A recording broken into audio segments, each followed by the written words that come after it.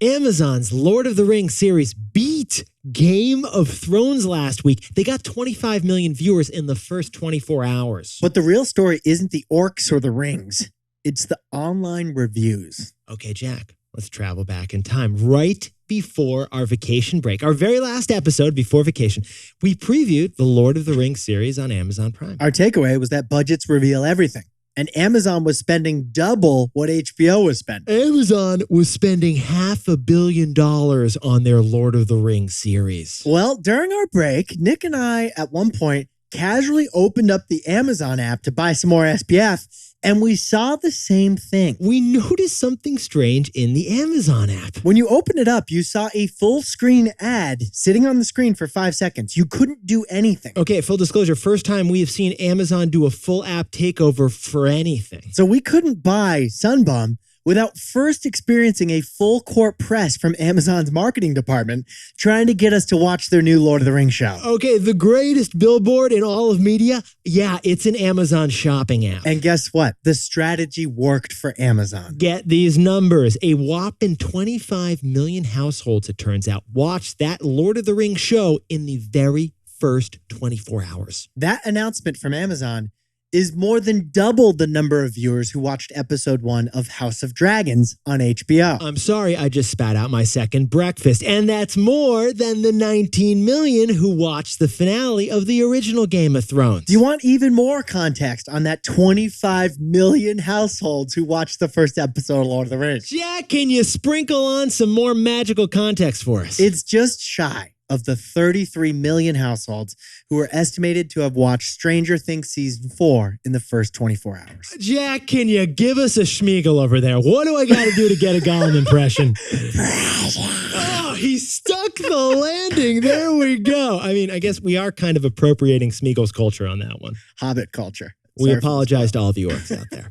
So Yetis, Jack and I saw this data and we said, okay, our initial conclusion, it appears that Jeff Bezos succeeded in sharing his affinity for elf culture. But what's more interesting to us than the viewership numbers is the surprise ratings numbers for this Lord of the Rings series. Jack, you watched the first episode of the series. How did it go? What are you thinking? What was the CGI? The CGI wasn't TMI. How was the musical score? It was harmonic. How was the plot? It ended episode 1 with an intriguing cliffhanger. Okay, so Jack, I hear you, man. I'm feeling all this positivity. It sounds like it should be getting fantastic consumer reviews. That's why I was surprised to see the abysmal 39% score that this series got on Rotten Tomatoes. 39% rating. Bad. That's bad. It's bad, which leads to the big question. Did Bezos' $500 million budget for Lord of the Rings actually bust? No, we don't think. It turns out Lord of the Rings is getting review bombed.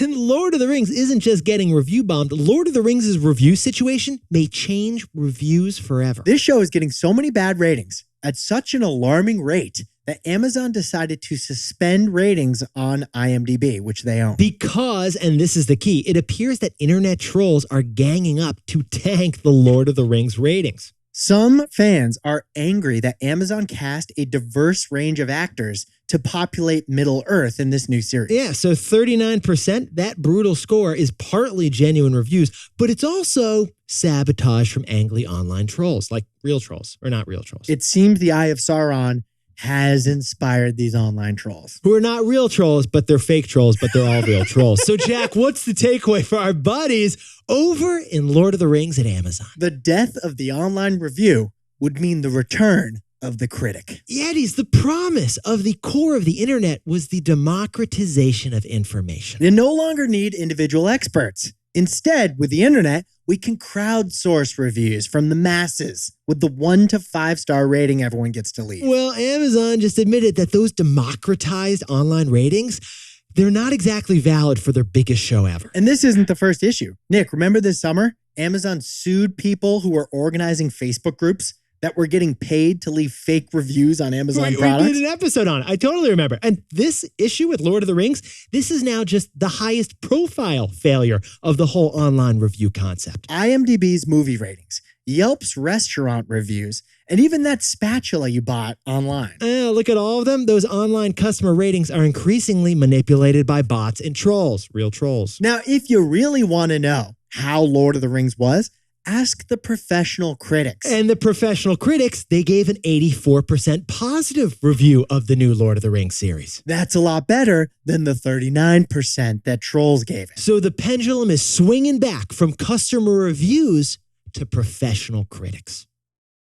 Thanks for T-boying with us. Don't forget to like and subscribe to this channel for Pop Biz every day.